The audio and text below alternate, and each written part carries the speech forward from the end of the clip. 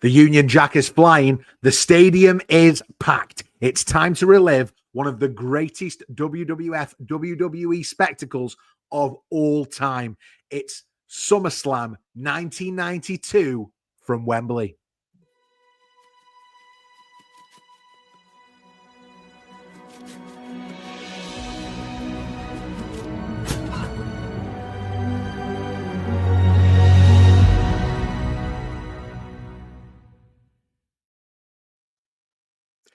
Hey, it's Scott Barrett, and you're back with the burning truth.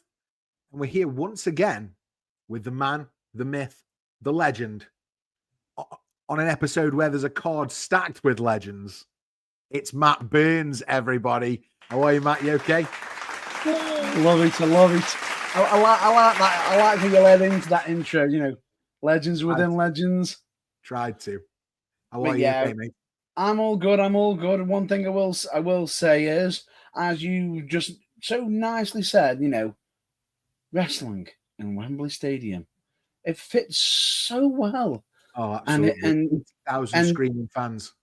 And this is just more evidence that WWE did it before AEW. Yeah, absolutely, it did. In 1992.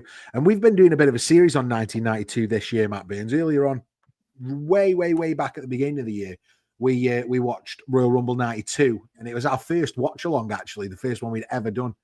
And we watched that thanks to a request on the podcast. I think it came through the email channel, didn't it? It was part of it was through email, part of it was through Facebook. But the difference is we always have an ear out and always ready to listen. Absolutely. And available. And we want to do these watch alongs, and it's become a regular part of our programming now, hasn't it? And I think 1992 we started the year with the Ric Flair win in the Royal Rumble for the WWF Championship. Then fast forward a few months and we watched WrestleMania 92, which was Ric Flair versus the Macho Man for that championship. Yeah, I think we also had Hogan and Sid, absolutely. And now fast forward, we're at SummerSlam 92, and from what I remember, Matt Burns, is we're starting to move towards a bit of a transition phase for the WWF at this point. You know, we're not too far off. Maybe in the middle of next year, beginning of next year, we're into a new generation of the WWF. But this is a really interesting time where we've got some probably different characters than what we saw in the January in the Royal Rumble. Yeah, and I'm just looking upon the past of the show, and I've just noticed a bit of an interesting fact about SummerSlam. And if this is true, from what I'm seeing, they could have actually had a dark match during the event that only the local crowd knew about. Really? Yes. Holy moly. Well, I mean, strap in, because we're all going to watch Royal Rumble 92 together. Sorry, not Royal Rumble. You can find that in the archives on the YouTube. About to say on the archives. But you can watch SummerSlam 92 with us right now. This is going to be part one. We're going to watch part two in a couple of nights. If you're listening to this on the audio channel, you'll get it spliced into one, you lucky beggars. Matt Burns will release that for us later in the week. But if you're here on YouTube, you're going to watch this one, and then hopefully you'll watch part two with us in a couple of days. That's correct. And would you like me to just get on to how it's going to work? Absolutely. So quite frankly, here's how it works. Get SummerSlam 1992 ready on Peacock, Netflix, DVD, or however you want to watch, as long as it's legal. As long as it's legal, please. Please and thank you. Cue it to the very start of the event. When we count down 3, 2, 1, play. Hit play at the same time as us. From there, we'll guide you through with every match, with live reactions, insights, and some classic wrestling trivia, and possibly drop on a few modern day knowledge as well, as in current events and everything. Fantastic. And not just that, Matt Burns, but we've also got on the screen to help you at any time. Make sure you're synced up with us. We've got the clock here in the center of the screen, so the clock will be counting along with us. And if I'm not mistaken, I believe it was the Burnsatron 2000. That is what we christened it, yes, the Burnsatron 2000. Thanks for reminding me, Matt Burns. shall we give everyone a 2-second pause to go and get SummerSlam 92 loaded? Ready? Pause it if you need more than 2 seconds. And from there, I think we'll go 3, 2, 1, play. And SummerSlam is sponsored by Ica Pro. Straight in. Love Ica Pro. Failed bodybuilding supplement, Vince McMahon. Loved.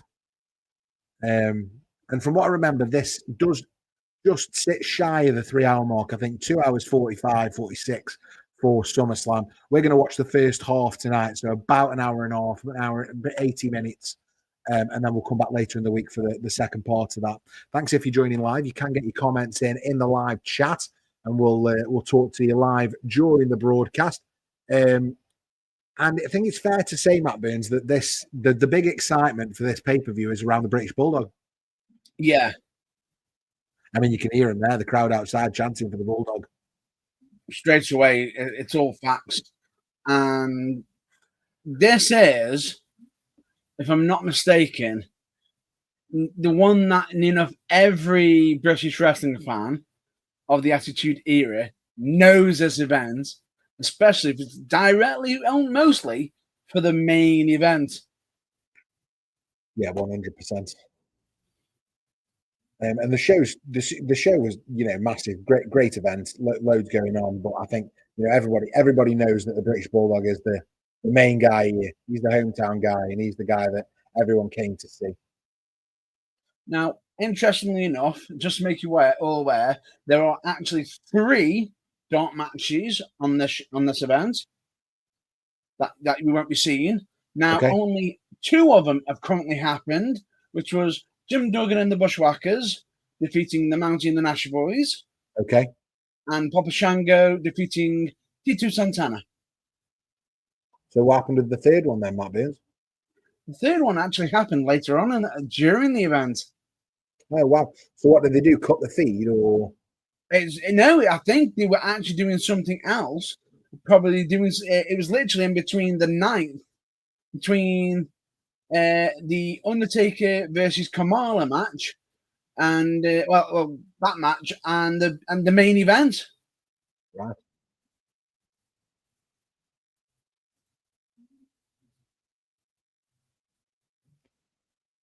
So Bobby, the King of England. King of England.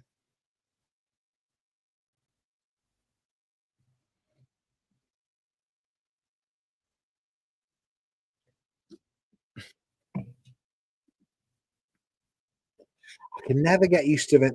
You know what? He was so good as a heel authority figure and the Mr. McMahon character. But I find it really hard to go back and watch him as a commentator.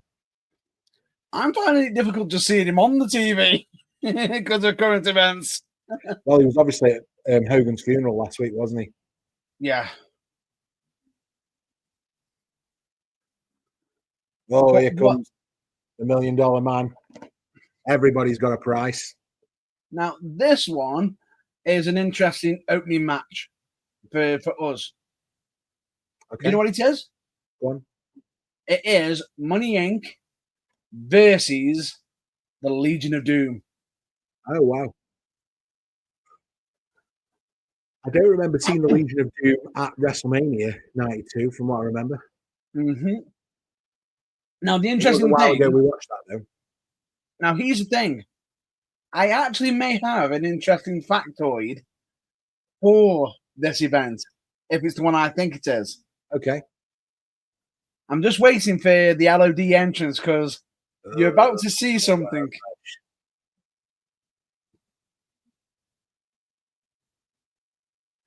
Because I will say, fair play to what happened. Because something happens during the LOD entrance.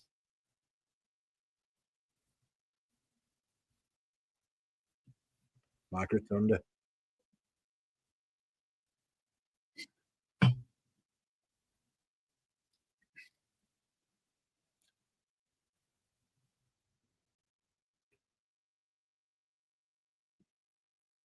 Here comes LOD. Demolition ripoff. Excuse me. Here it is. It is the one I think it is.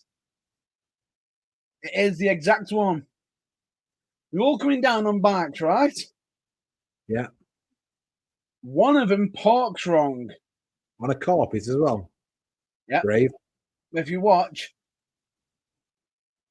one of them's ended up parking a little bit awkward, and because of it, the other one, if you look, Animal, it just had to go off the bike the wrong way, and because of it, the muffler of the bike ended up catching the muscle of his leg.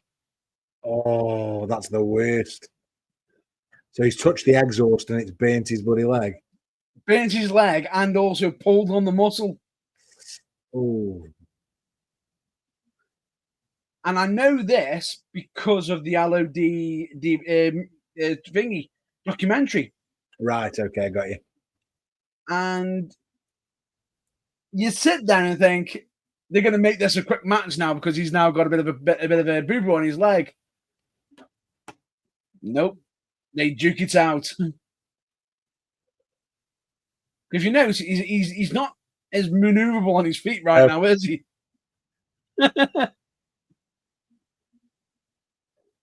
But he's doing like what a classic gym coach would do. He's following the orders of the gym coach. He's walking it off. Walk it off.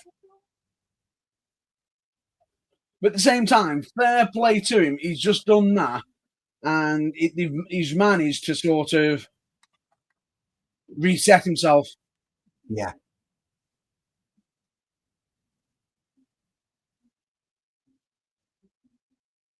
Tell you what, Animal's tan's nearly as good as mine there.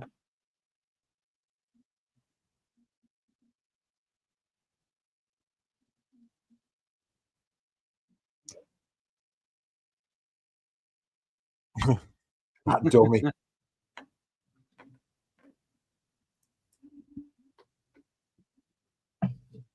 And Ted DiBiase in all white. Yeah.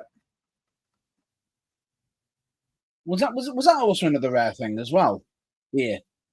Because he normally wears black, doesn't he? Normally. Maybe it's a special Wembley outside show thing. I will say this. Credit to anybody who wears all white. Oh, it's brave. It's very brave. Ted DiBiase, though, genuinely one of the most underrated workers of all time in my book. Oh yeah, definitely. He to be honest with you, he knew how to stir up a crowd, and if I'm not mistaken, he also had some inadvertent first time showings of some wrestlers, even be it either if he was just offering them money. If you want me to answer on that question, I can already say it already. Yeah, so which tag team had the better entrance music? Was it the Legion of Doom or was it Money Incorporated? Money Incorporated's money is, song is money. But what a rush. Come on. I'm not a big fan of LODs. I think Demolition, in this era, Demolition had the best entrance music. Here comes the axe, and here comes the smasher. IRS takes a hard buckle there.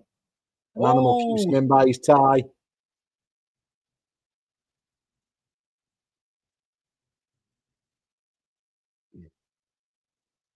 Wow, what strength. Press slam.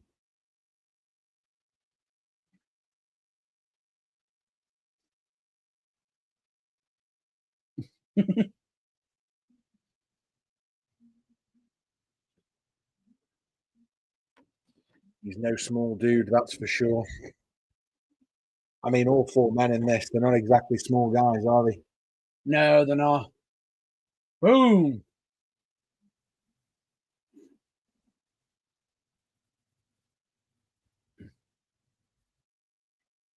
And just think with Erwin Arshouter, his legacy, which is currently ongoing.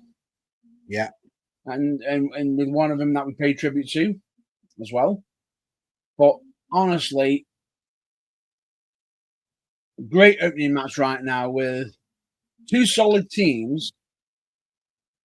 I've got two iconic entrances, and you could get a reaction. Oh, absolutely. Great opener. I know they have the dark matches, but a great opener for the show. Yeah. Proper characters in there. And that Wembley crowd chanting for LOD. Again, if you're listening along or watching along, we're currently watching SummerSlam 92. The clock in the center of the screen is at 10 minutes, 32, 33, 34 seconds. If you want to sync up with us and watch along with us, or if you're listening along, you can sync up with us via audio. We're at 10 minutes and 43, 44, 45 seconds. Thank you for watching along. Big question at the minute that I want answering is which tag team had the better entrance music? Was it LOD? Was it Money Inc? We know Matt Burns' thoughts. My answer is Demolitions. Neither of these had very good music. Actually, no, that's a lie. I do like Ted DiBiase's music. I'd probably pick him. But if I had to pick a tag team's music, it would always be Demolitions. What a duck there from IRS. Hawk took a tumble.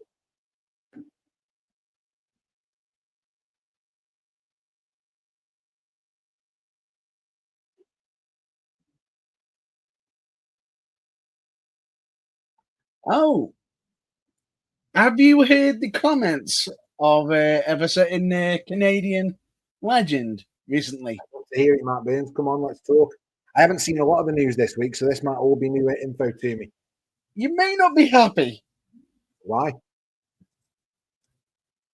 Because the Canadian wrestler, the Canadian legend I'm referring to, is Bret the Hitman Hart.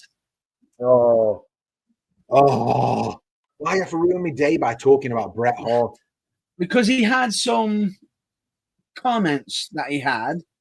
I can't say the full lot because I'm pretty sure we'll get demonetized. Oh, right, that bad. But lazy beep wrestling. Who? He dubbed a current top WWE superstar. Go on, who? And when I heard the name, I looked at it. And I was like, "Are you just doing this just to try and make yourself relevant?" I mean, you can't not tell me now, Matt Burns. It is none other than the former WWE World Heavyweight Champion, the Ring General Gunther. What an idiot! Saying that Gunther goes out there hurting people when it's which is not the art of wrestling. Well, here's a little news flash for you, Bret. By you saying that, you're breaking the art of wrestling by revealing the actual secrets. Matt Burns, he's such a twat. He's like a proper bitch, isn't he? Oh, Bret Hart, man. Who cares? Who cares? He's such a whinge bag.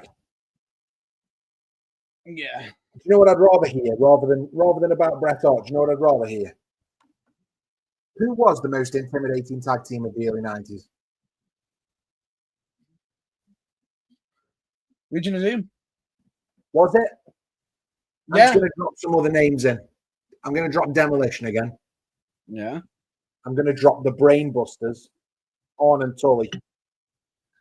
Yeah, but with the Legion of Doom, I've also got the iconic Jim Cornette. He says he kept sitting there saying people, tag teams come running in. Who have we got? Who have we got? Who have we got? And you see the twinkle in the eye just fade when you see LOD. Okay, fair dues, LOD. As IRS, it's Hawk with a big European uppercut. Now, I've got a question for you, Scott. Okay. And I want your input on it. I'm here for it. What are your thoughts of the current situation of Charlotte Flair?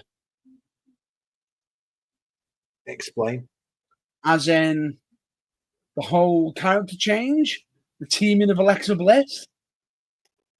What are your thoughts on it? I think it's genius. I think she is, or has been. Let's go back to the beginning of this year for a return at the Rumble, I believe, just before. She is not a good babyface at that time. She's not believable.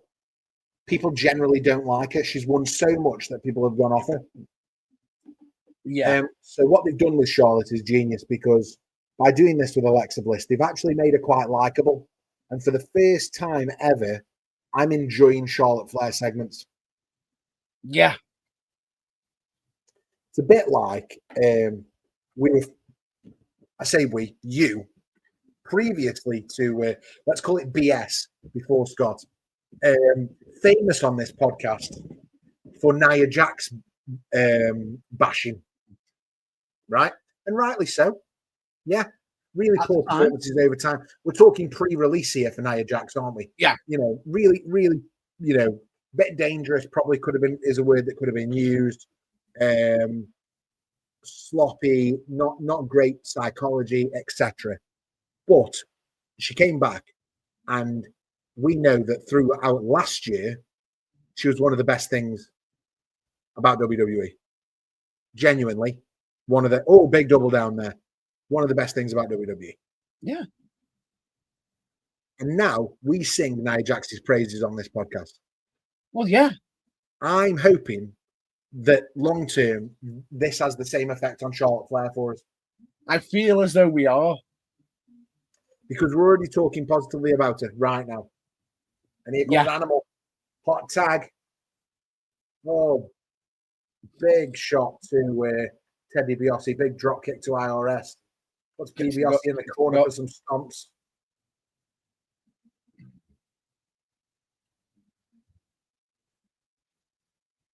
Ducks, double line. Boom. Caught them both in the neck there. I don't know if you caught that. Oh, that looked a bit... ooh.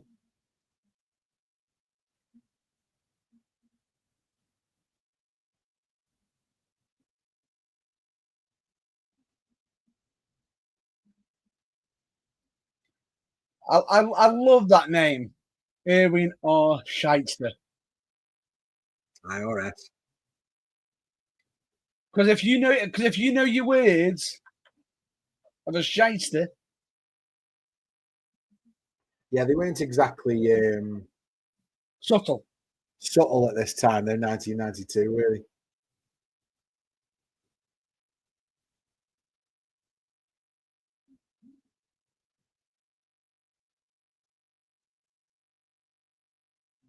And there we go. Big win for the LOD. And fair play to Animal hitting that big power slam after what I mentioned earlier. Oh, yeah, completely.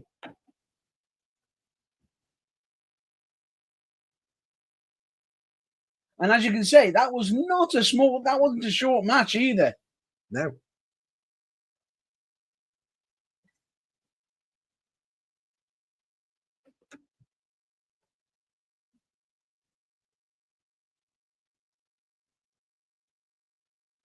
I do. Ted turns around, gets a big power slam from Animal.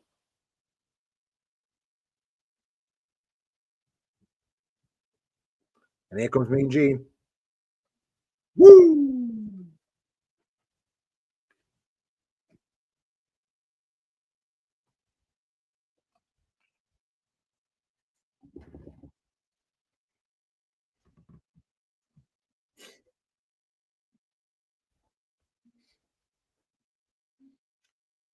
Is he on this show, Matt Burns?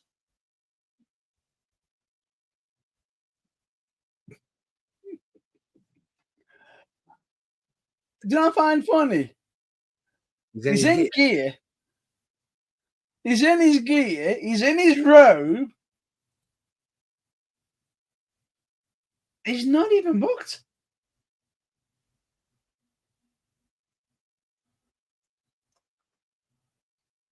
But then again, he could be following a certain rule. We'll take your gear. Is there a WWF Championship match on this show, though? I don't remember there being one. Is there? Yes. Who's that then?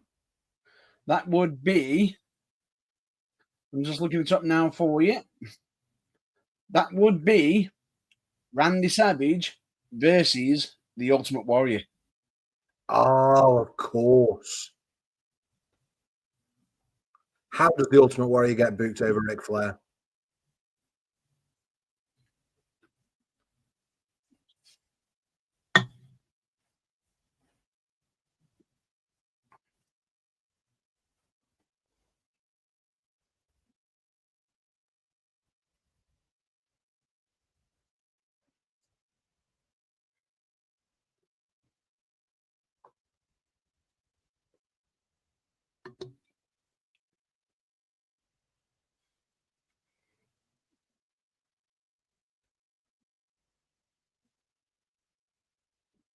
It's a simple noise he's making. It's a simple noise, but it's effective.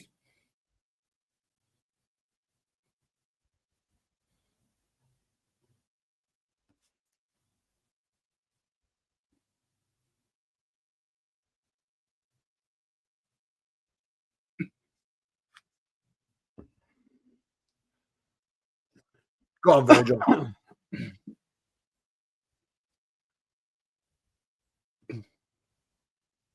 The ex-convict Nails. You just wouldn't do that now, would you? Yeah, ex-convict who ended up becoming a reconvict. Do you know about that? Yeah.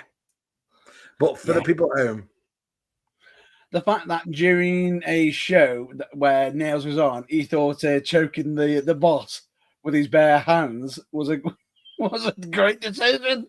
I mean, I wouldn't advise it, but you know. I'm actually wondering, is it this event where it happened?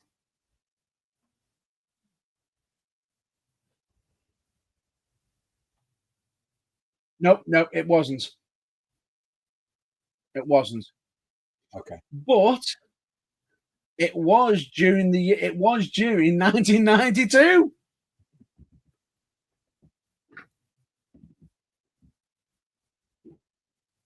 Nails versus Virgil. Here's a question for you, Matt Burns. Seeing as you want to talk about nails, here's a nails-related question. Are you ready? Go on.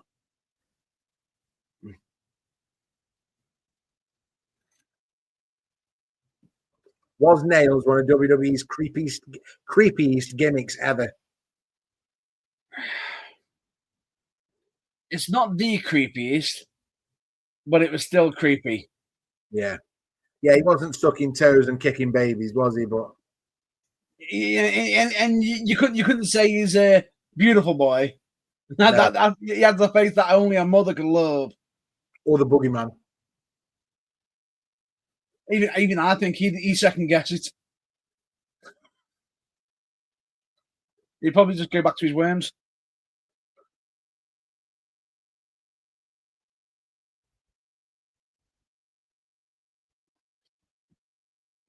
The real question is what would you say was one of the creepiest?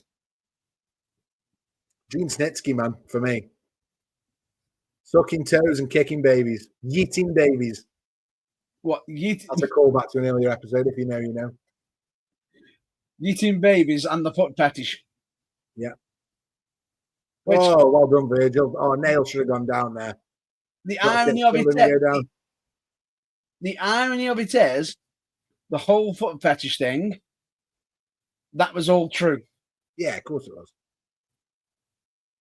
Now, for me, a creepy gimmick, I have to go with Bastion Booger. Bastion Booger, really? I find that a bit indifferent. It was gross. Big roll from Virgil. No. Reversed by Nails. Choking him. Question. Another question here, Matt Burns. Do you think Virgil was underrated in the ring? And maybe you can answer that as the match goes on. How honest and brutal do you want me to be? I want you to be completely honest and brutal. If he was a top talent, he wouldn't have been able to make it anywhere. After his WWF tenure, when he went to WCW with Vincent, where did he go? Bear this in mind, if he was such a top talent, we never would have got the infamous meme. I mean, it's harsh, but is it, Matt Burns, harsh but fair? Who knows? Again, if you're watching along live with us, WWF SummerSlam, we're currently at 25 minutes and 23, 24, 25 seconds, 25, 25, make a wish. If you're listening along with us, exactly the same. Just sync your recording of SummerSlam 92 up with us, 25 minutes, 34, 35, 36 seconds. And thanks for watching along with us. Remember, if you're watching along live, you can get your answers in the live chat. You just need to be a subscriber. It's free to subscribe, and we are on the road, Matt Burns, to 1,000 subscribers on YouTube. So please hit that subscribe button and show us some love. Like the video, comment, share, do whatever you do, guys. Share it with your wrestling friends. Also, probably worth noting that we're all over all the socials, aren't we, Matt Burns? All you got to do is look for the championship belt above me and behind Matt Burns. Type in the Burning Truth and look for that championship belt. If you find it, then that's us. And give us a like. Facebook, Twix, Instagram, Blue Sky, Threads. We're everywhere. We're everywhere. TikTok. We're on TikTok, baby. I've got a bit of a question for you right now. Have you watched the interview of Tiffany Stratton on Impulsive? Not yet, but Nails is just. I think Virgil's out. I think Nails is the winner. Nails won no entrance, but won the match at SummerSlam. Yep. And now he's got that nightstick. If I'm not mistaken, I can see a save coming here. That policeman's baton. Yeah, I think it's Big Boss Man from what I remember. Yeah.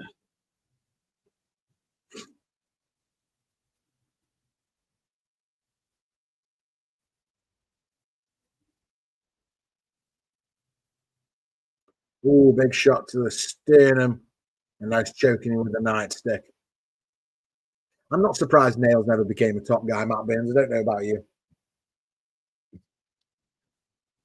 There's intimidating, but the problem is, I don't think he's actually using his size there well.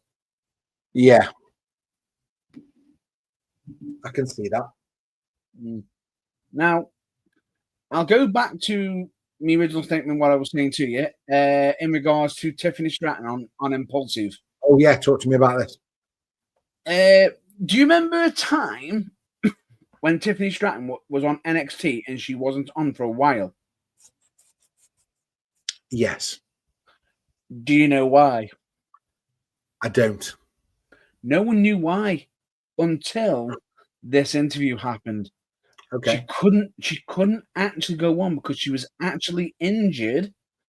And when I say what she was injured from, you will be shocked. Okay, spill. She was involved in a road rage accident. Right. Where she inadvertently cut off an individual and there was a bit of a collision. Right. There was an argument that happened with the said driver and Tiffany. Yeah. Tiffany openly admitted that she was in the wrong. She caused the accident a little bit. Yeah. As they were arguing, the other driver's partner, wife, come out and started gobbing off at Tiffany Stratton, and hands were thrown between the two females. And then at some point, the other driver, the other male, decided to stomp on Tiffany Stratton's face. Decided to what on her face? Stomp. Put his foot in her face. And this was near her apartments. Yeah. And everything. So it was sort of a bit of a dangerous situation where absolutely. She ended up having to leave crying Yeah. left the phone there, and then she had to go back to try and claim her phone, but they were still there and chased her off again.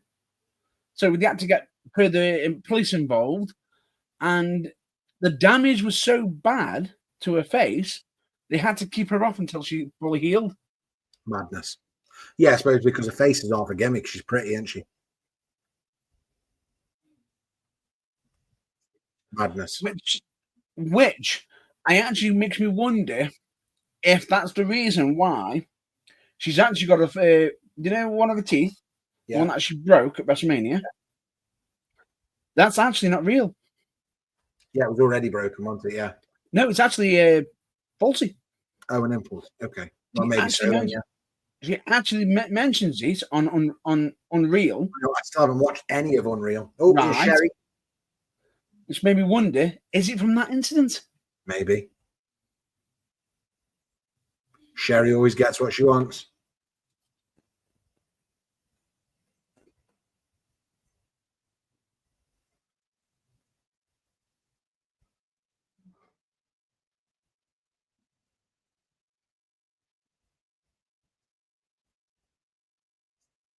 So they're not going to hit each other in the face. That's the stipulation.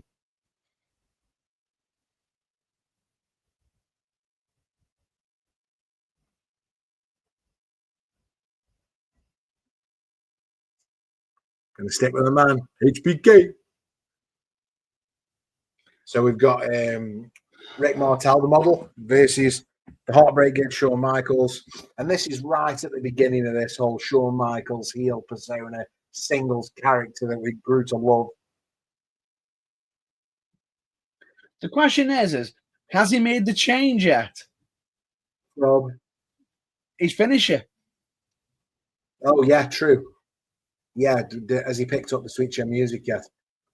But no, he has picked up the Sweet Chin Music. But the funny thing about it is he didn't actually use it as a finisher. He used it as a transitional move. Mm. Do you know what the original name was? The original finisher? Go on. The Rocket Dropper. Teardrop Suplex. Oh, okay.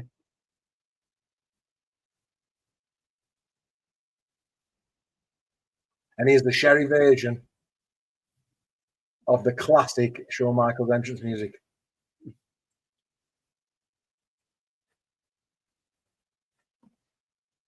Classic. There's something that gets me about this version of the song. Obviously, later on, he re-recorded it as himself, didn't he, singing it? But the Sherry version's fantastic. Yeah, because it adds a little, because it's from he's my sexy boy to I'm just a sexy boy. Absolutely. And there's a question on the screen there, Matt Burns. Should WWE bring back more comedy stipulations like this one? No hitting in the face. Or do you think these should be left in the past? I think they should do whatever's necessary for whatever storyline. If it's a comedy feud, bring it back in. If it's not, then don't. Great answer, Matt Burns.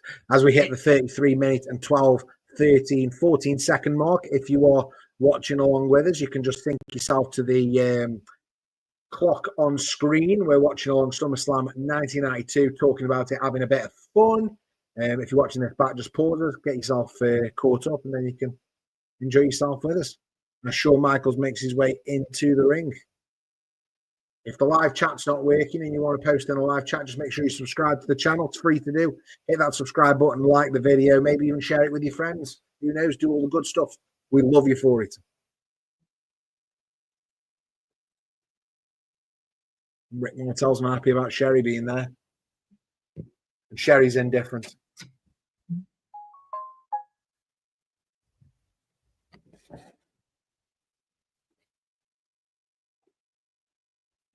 What do you think that might be? Should they bring back more of this style gimmick? What do you mean? Like this, match? Yeah, this no hitting in the face sort of gimmicks. These are the funny bits that we should definitely hold on to in wrestling. Or the weird thing about it is, if they were smart, they could actually use this to their advantage. Because if you had a match like no hitting in the face, then the heel could use that to their advantage. Yeah.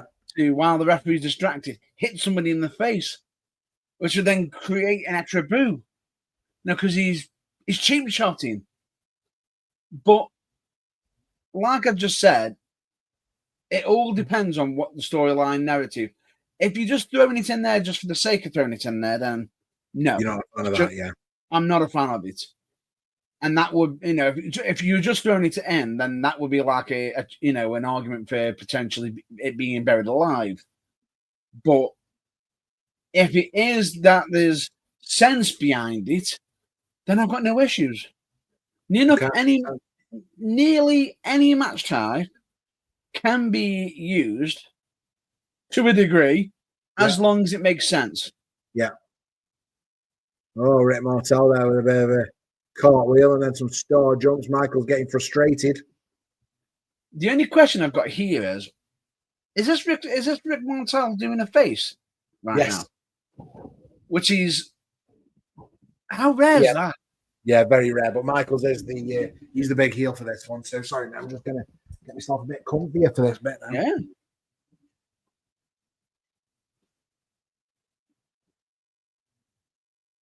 Down goes Martel. Michael's in those cow print shorts, tights. It's definitely that cow print that he drop kicking in the face. Is that okay? Give you a red card, ref, he will. Knees to the sternum from Rick Martel. Come on, the model. Right in the kitchen sink. Yeah. You missed with the first one. You got both of them with the second one. Ooh.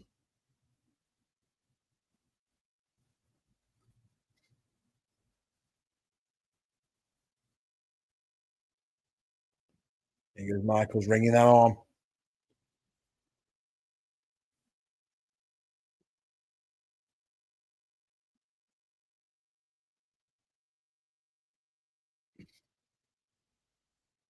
Pulls him down by the hair and he's straight back up. He's having none of that. And Michaels winding him up, trying to get him, goad him into punch him in the face.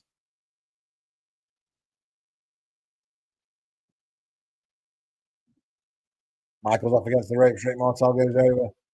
And now under. Here comes Michaels, misses.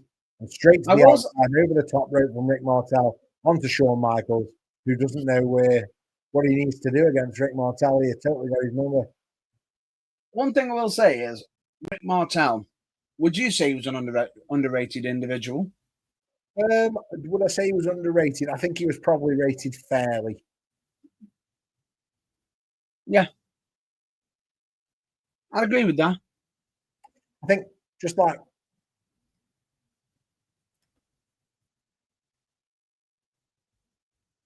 I just don't get it. Don't get the whole Rick Martel thing. You don't get it. I was just never a big fan.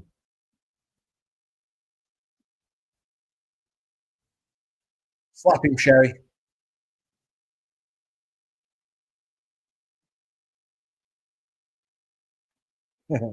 She loves distracting him. That's what she loves. Which is good heel work. Absolutely, 100%.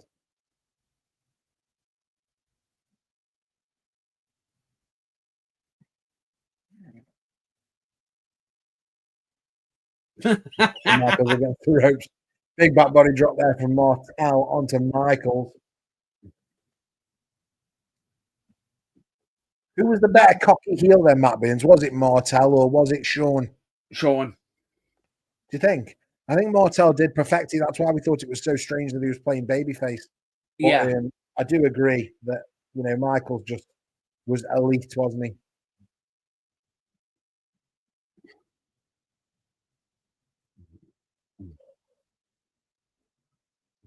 Oh, that's a 2 count for Michaels through that roll up. And it's a double moon.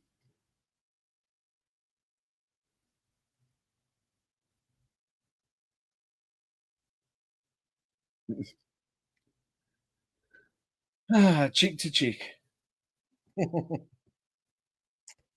Big shot from Michaels to the sternum of Rick Martel there. Tuning up the band. Boom. Sweet chin music to the chest. 1, 2 counts. Sweet chin music, what it wasn't what it was going to be at that point. Sweet chest music. Sweet chest music. Same initials, same initials. Exactly that.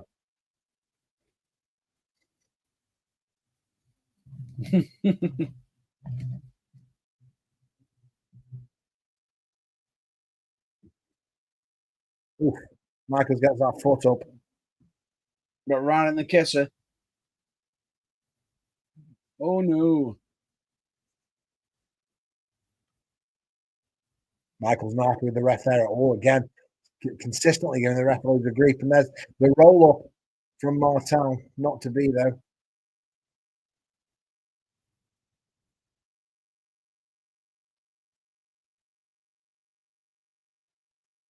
Oh, big slap from Michaels.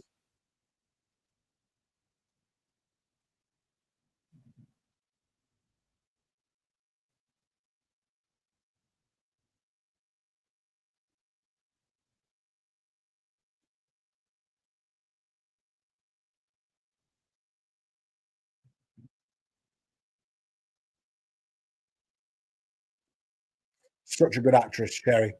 Totally underrated.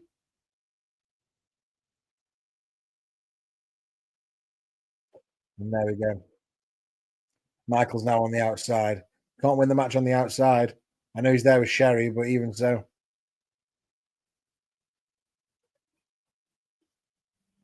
She'll warm herself up over time. Come on, Michaels, get back on it. On mission. Got to go beat Rick Martel.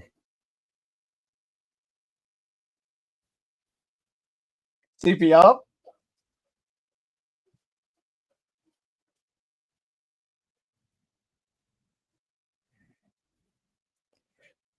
And now it's a bit of argy-bargy between Sean and Rick.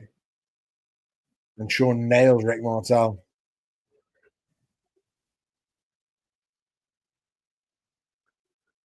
If you notice, the referee's counting. Yeah.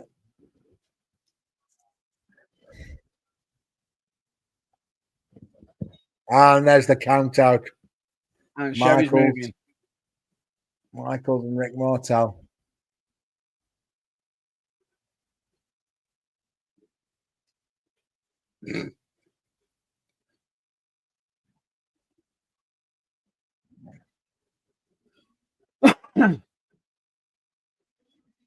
No comment.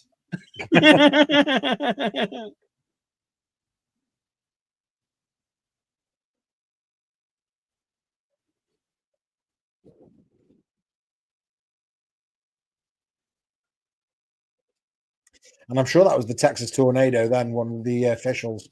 Yes, it was. Michael's getting back for Sherry. Official watch. Oh, yeah, true.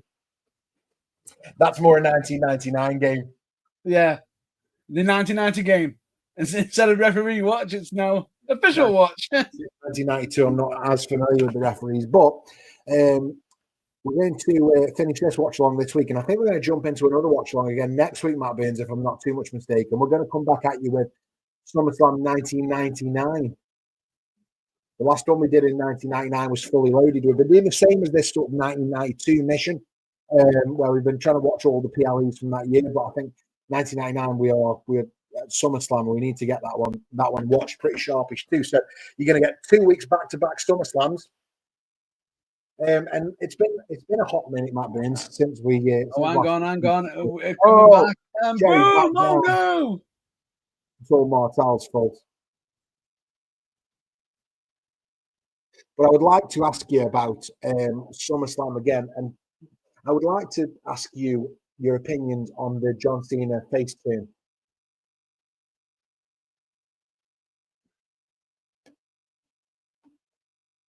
I wonder when this was going to get asked. I'm just interested what your thoughts are. I feel as though. Don't go Sherry again. I feel as though they might have corrected a mistake. Yeah. And just hold that thought for a second, Matt Burns, because again, We are watching SummerSlam 1992 live. We're currently watching on Netflix. You can watch however you like, but we are instantly reacting to what we're seeing and talking through the show. And if you want to be part of that, we're at 44 minutes and 44 seconds, 45, 46 seconds. The clock on the center of the screen will give you our clock to where we're watching, and you can sync up and watch with us. If you're listening to it, again, we are now at 44 minutes and 56, 57, 58 seconds. Just pause it and catch up. 45 minutes watched so far of SummerSlam 1992, and I'm thoroughly enjoying it so far, Matt Burns. But please, what's he got about thought on Sherry. Not on Sherry. On John Cena's face turn.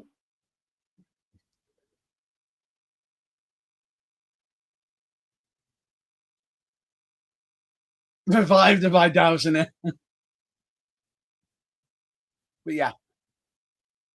And now we've lost Michaels, Han Martel, and Sherry's left all alone.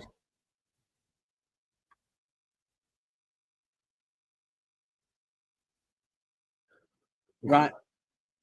But after the humiliation of Sensational Sherry, yeah, we'll now move on to the.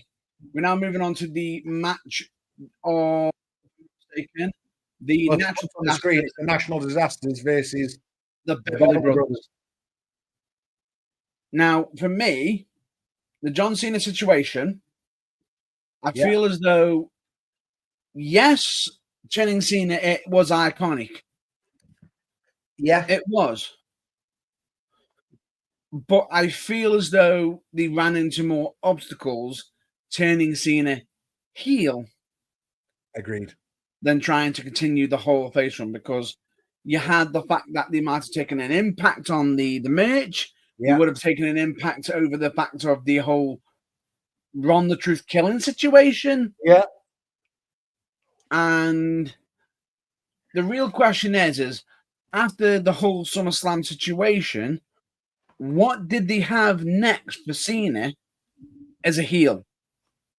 Because I honestly believe this Brock Lesnar thing is in case of emergency break glass. And that's why we brought him back. I didn't think for a second it was ever planned all year that Brock Lesnar would be back. Cena supposedly requested for Lesnar. Right. Supposedly. And what makes it more dangerous is the fact that there is the risk of the lawsuit possibly still involving Brock somehow. Yeah, absolutely. He has been named in it alongside John Laurinaitis and Vince McMahon. Horrible. Even though supposedly Lesnar hasn't done anything wrong. He's been mentioned, but he hasn't done actually anything wrong. But we don't know that until it comes to light or details come out. Absolutely. Now we've got the Beverly Brothers in the ring at SummerSlam 92, Matt Burns. I will say, I've got a question for you about the Beverly Brothers shortly. Okay, I'm ready. But my thoughts are on the Cena situation.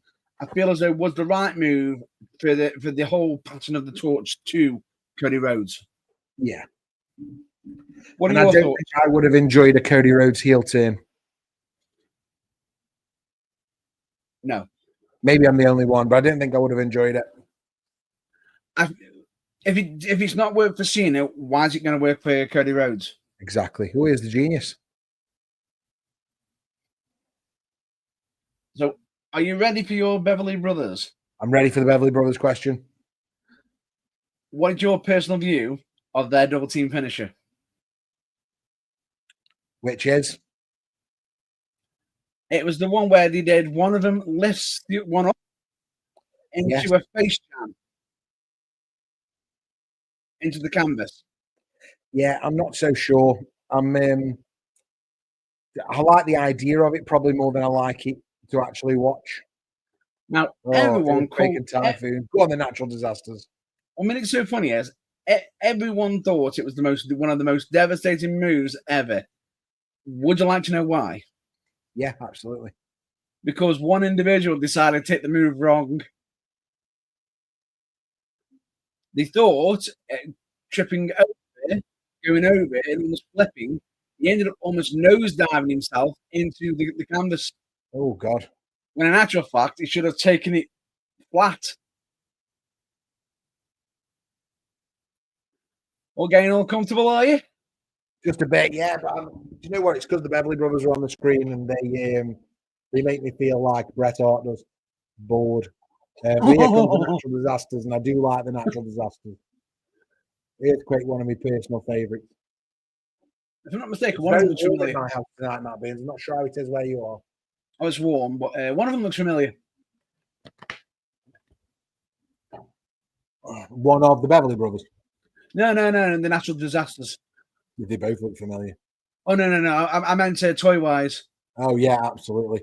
There is a, for anybody that hasn't been listening and watching the channel for a while, my son, my youngest son, Ezra, he saw a figure of John Tenter, Earthquake, and he swears down that it's Matt Burns, which I think's hilarious. Your mum must be so proud. It's an accolade I'm taking. Yes, but not of that. It's an accolade I'm taking it. Absolutely. Now we're getting set for the Beverly Brothers. Well, we started. Now we're getting some control over the situation. Typhoon sends Beverly 2 off the ropes and a back elbow, putting him down. I believe that is Bo. Yeah, probably. Big body slam by Typhoon. Absolutely nothing. Oh, there you go. Walks over him like he's nothing. And now comes to drop the leg. Missed the leg drop. Ooh. And then, a rake to the eyes there to keep Earthquake, to keep Typhoon down. Goes for a body slam, but Typhoon's too heavy. Oh, but he gets him up, and Typhoon falls on him. Oh. And Earthquake just puts Beverly 1 down. Oh, big splash by Typhoon. That almost had the referee involved. Absolutely. Now here comes Earthquake. It could have been an early pounce invention. Absolutely. The pounce. Oh,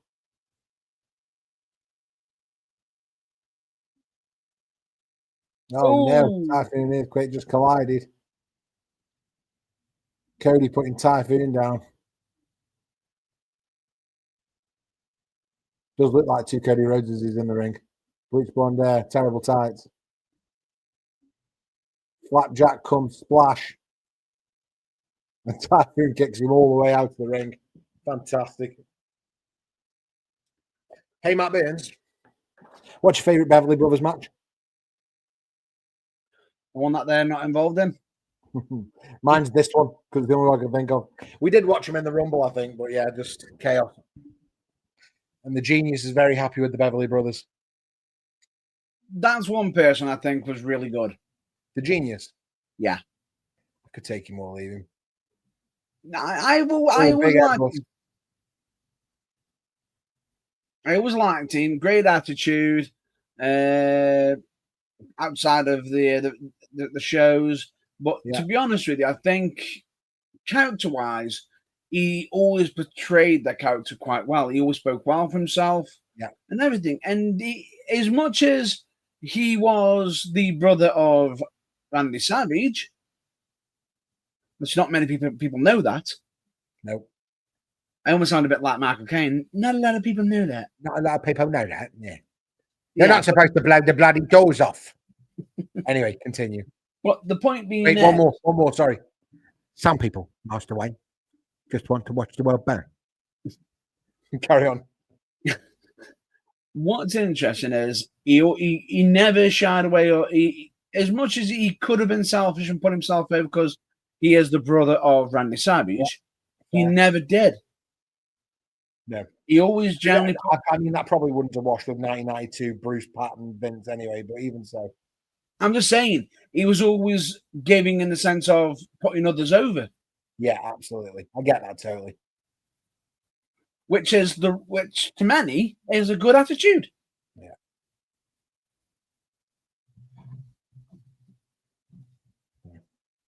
And I nearly said John Tenter there, but Typhoon's just waiting for the clock to go down so he can get the hot tag on.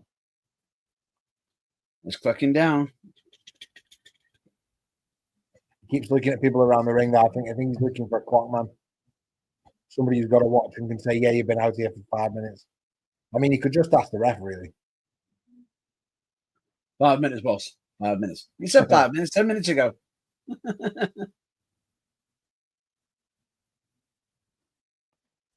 And Beverly Brothers still absolutely on him. I wouldn't be surprised if the other two tag teams lost this to the Beverly Brothers, even if it was by DQ or something like that. I just think that they're giving it some, aren't they? Go on, lads.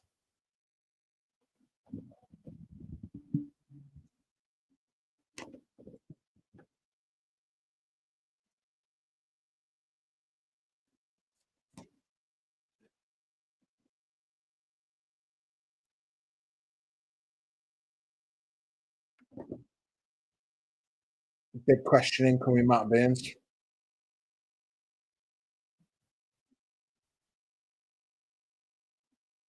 Which big man tag team from history could hang in today's WWE?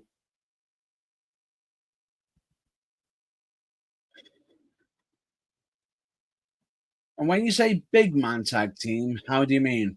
I mean big man, super heavyweights. I'd say the Natural Disasters, definitely. Yeah.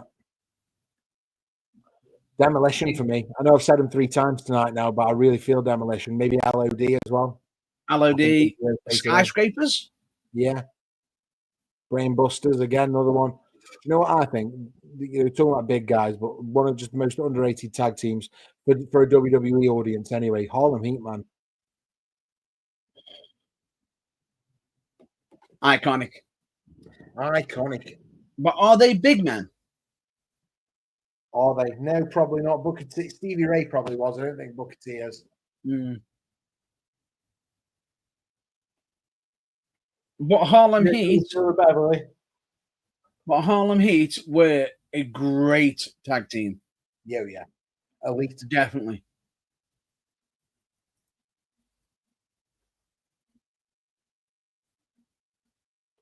Oh, and a big double clothesline from Typhoon. Perfect timing. The crowd goes wild.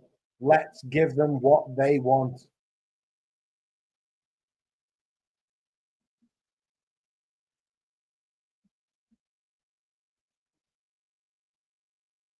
Come on, Earthquake.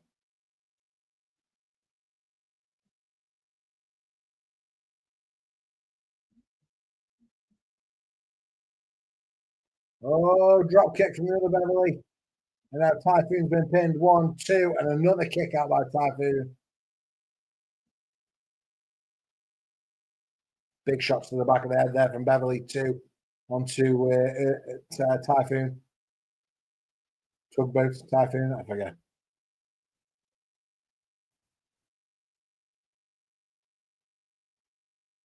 And I noticed the bucket hat on the floor there, Matt Burns. I'm noticing a lot of bucket hats at the minute just because of the whole races of it all. But what are your thoughts on a bucket hat on a wrestler? A what tat? Pardon? A what tat? I didn't know what you said. I heard tat. Ooh. A bucket hat, sorry, an Oasis style bucket hat. Ah. Oh, and there's Earthquake. Not be a knockout. Oh, absolutely. You wouldn't want to be on the receiving end of that. No.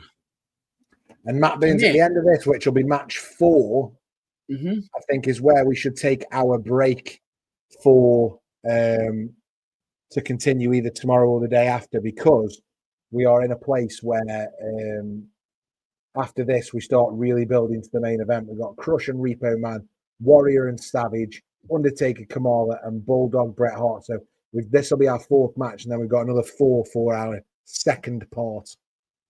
Hang on, let's double checking. This 4, 1, 2, 3. Yeah, 4 matches. It's entirely up to you if you want to stop here or do you want to do one more. It's entirely up to you. Here comes John Tanner. As for tattoos, it usually depends on the individual. Tattoos. I was on about bucket hats. Oh, bucket hats. No issues with them. Tattoos? While you're talking about it? Tattoos, depends on the individual and depends on the actual business itself. Now, if you're doing a gimmick where you're meant to be clean cut and everything, having tattoos may Not not a good look. Yeah. may not Maybe help. wear something with sleeves. And this coming from an individual who's got tattoos. Yeah, absolutely. You can sometimes, because the modern individual say, most modern individuals have tattoos nowadays. Yeah. But back Yeah, then, I'm a rare breed, Matt Burns, with my my zero tattoos. yeah, clean cut. Almost straight edge. Here comes the earthquake. Oh, Straight no ain't. what a finish. That's Earthquake's finish is so good. Game over. A very young Mike Chioda there on ref watch being told off by the genius. Yeah. Oh, And no. Earthquake brings him in. And Typhoon and Earthquake are going to have some fun here with the genius. Lifting him up and slamming him out of the ring. Goodbye. Now, if that was in modern today, there'd be someone there to catch him. 1000%. But in 1992, the mats outside the ring were softer than the ring. To a degree. It would be just weird. Well, done to the tag Vince. team champions, the natural disasters. No, it wasn't until Vince bumped into in the ring he suddenly realized we need more padding. That's exactly the story. And here we go, that replay now of John Tenter, the earthquake, knocking the opponent off the apron, and then boom, dropping that ass on Beverly One.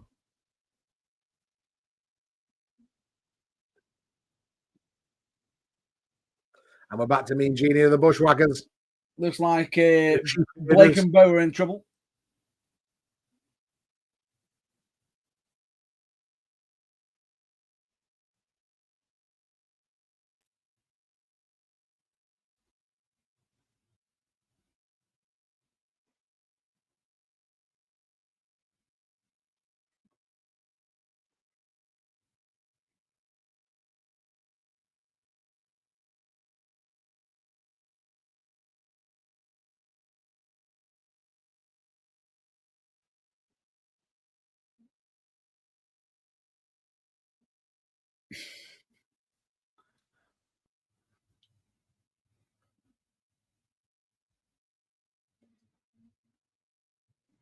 It's surreal watching him, isn't it?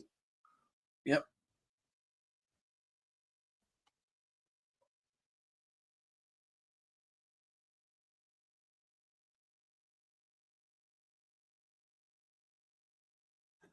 Keep it a secret while also blaring it down a microphone.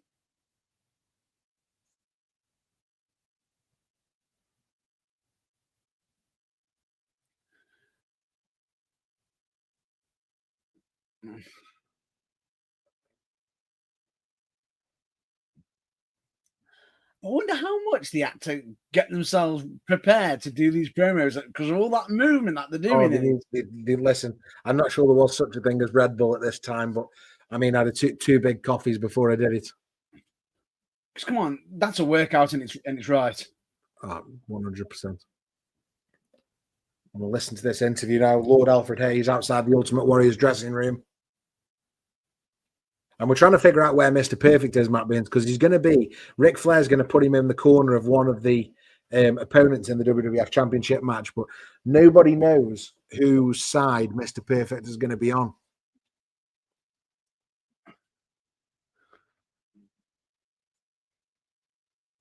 And he's going in the Warriors dressing room. And try to...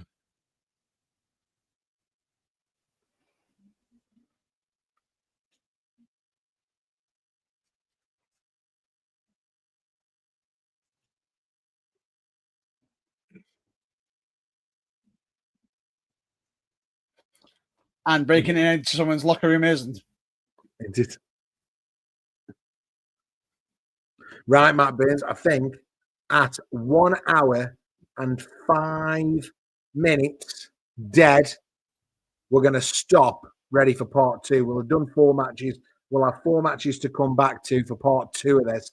And I'm quite happy with that, actually. I think leaving us with the Repo Man and Crush in singles action sounds really exciting. So I'm going to stop and pause in 10, 9, 8, 7, 6, 5, 4, 3, 2, 1. 1 hour and 5 minutes ready for Crush versus Repo Man. And I think we were just going to get Crush's entrance there, weren't we? So I think that's a really good time to do it. Excited for part 2. Excited to see The Undertaker and Kamala. Excited to see whose team Mr. Perfect will be on, the Ultimate Warrior or Randy Savage. And very excited to watch the match on this card that I have seen before, which is the British Bulldog versus Bret Hart for the Intercontinental Championship. Really excited for that main event. Seen it before. It's a wonderful match.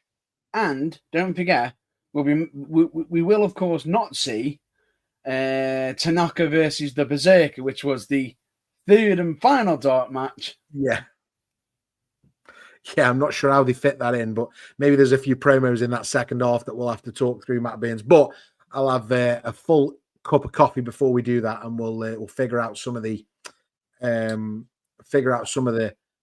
news and notes that were going on in 1992 that we can talk through. Until then, keep an eye out for us on the socials. Subscribe to the channel, like the video, share it with your friends. Anything from you, Matt Burns? Well, as always, don't forget we are closing on the 1,000 subscribers. If you haven't hit that button yet, now's the time to help us hit that milestone and keep growing this amazing wrestling community. Absolutely. But most importantly, until next time, stay fired up, stay passionate, check out your local wrestling promotions, and of course, remember, DFTBA. And in case you don't know what that means, it of course means don't forget to be awesome. A very tired, yawny Excelsior.